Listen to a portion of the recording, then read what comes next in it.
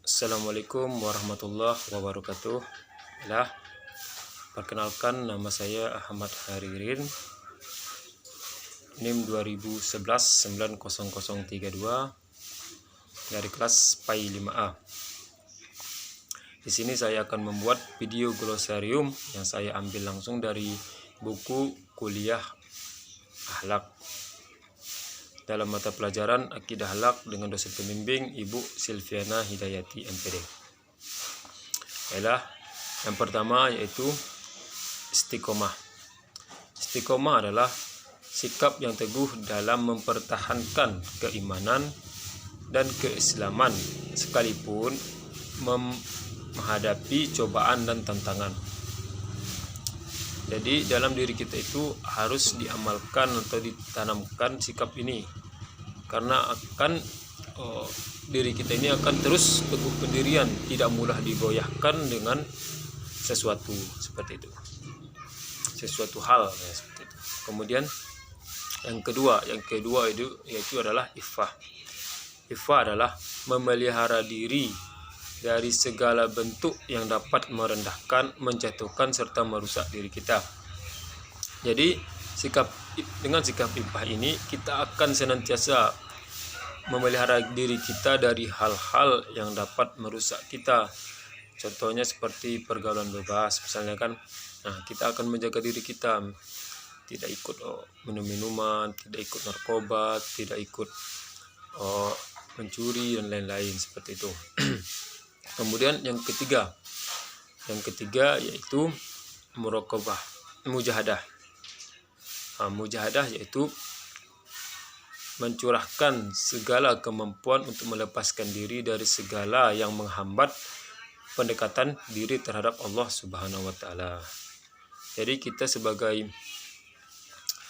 hamba Allah Subhanahu wa taala itu harus bisa-bisalah kan melepaskan diri kita itu dari kebiasaan kita dulu kan, dari kebiasaan misalnya dalam hal pekerjaan, dalam hal kegiatan kita untuk beribadah kepada Allah Subhanahu wa taala. Kemudian yang keempat yaitu saja'ah. Saja'ah adalah sikap berani. Berani di sini yaitu berani mengambil kebenaran dan dilakukan dengan penuh pertimbangan. Jadi berani di sini itu bukan karena hebat atau kuat, tetapi karena mengatakan kebenaran. Seperti itu. Misalnya kalau ada orang yang melakukan kesalahan, kita tegur, tapi tegurnya itu dengan baik-baik dan kita mengatakan yang benar, seperti itu kan. Kemudian yang kelima itu tawadhu.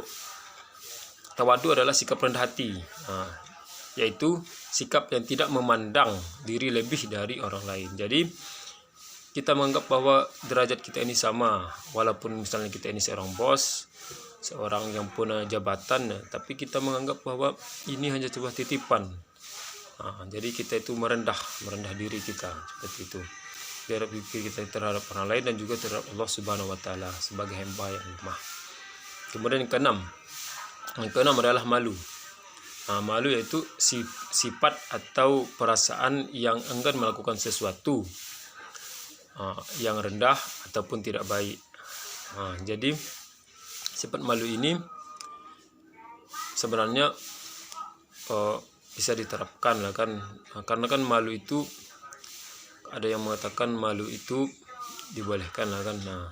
Jadi misalnya kalau kita mempunyai seorang bos lah kan, tahu-tahu kita turun jabatan menjadi karyawan. Nah, situ kan kita akan merasa malu tuh.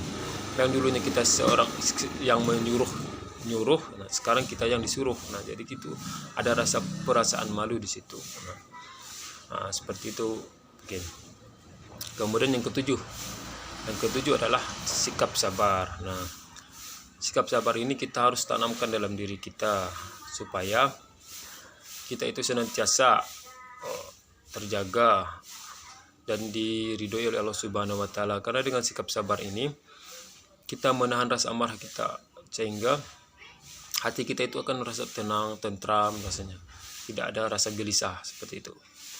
Kemudian yang kedelapan Yang kedelapan adalah pemaaf. Sikap pemaaf yaitu sikap yang senantiasa memaafkan kesalahan orang lain tanpa ada rasa ingin balas dendam apabila ada kesempatan, itu kan. Jadi apabila ada seseorang melakukan kesalahan, baik itu sengaja maupun tidak sengaja, baik itu besar ataupun kita rasa tidak bisa dimaafkan, kita maafkan supaya hati kita itu bersih, suci, tidak ada rasa dendam lagi, seperti itu.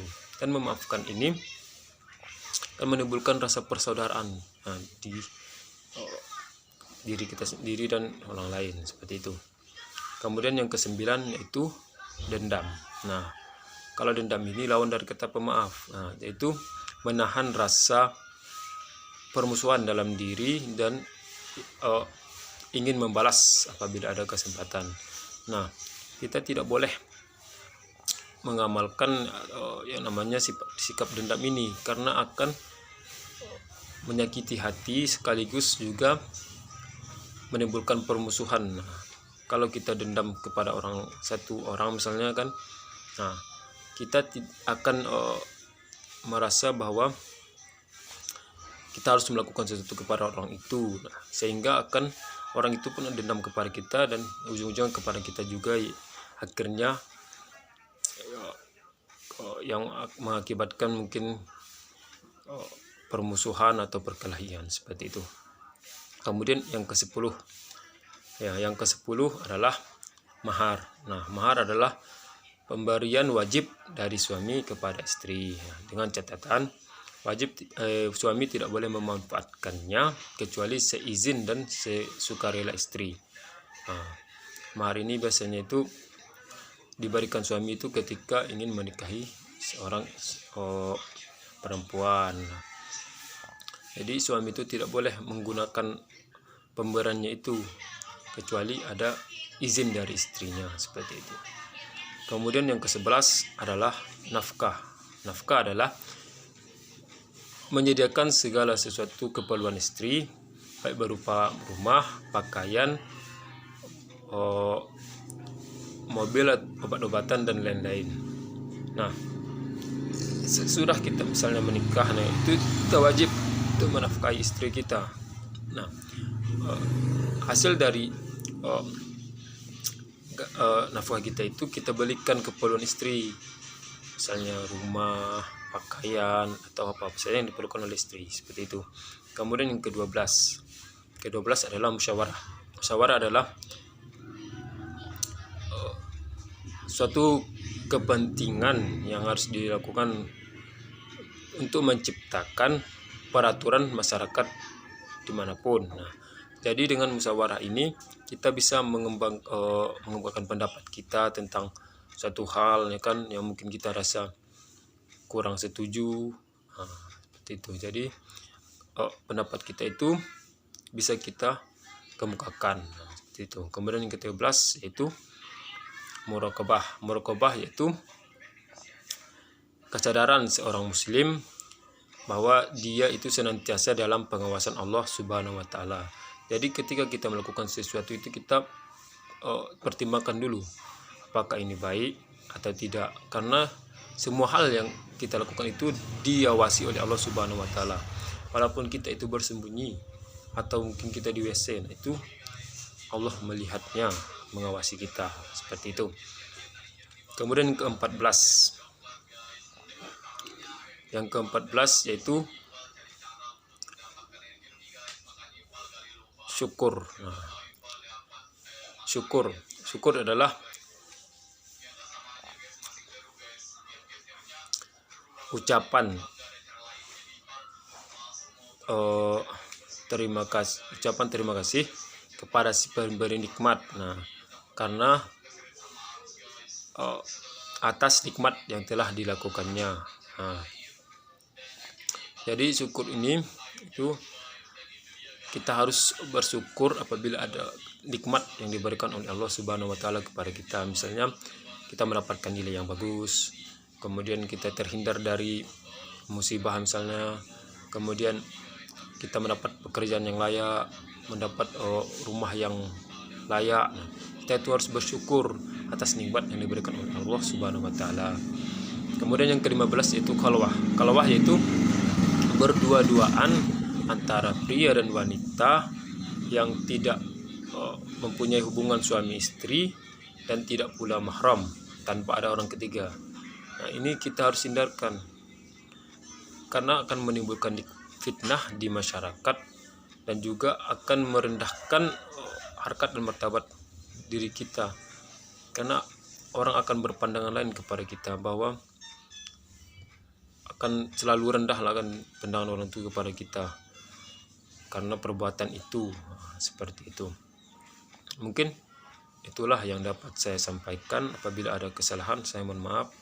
Akhirul kalam. Assalamualaikum warahmatullahi wabarakatuh.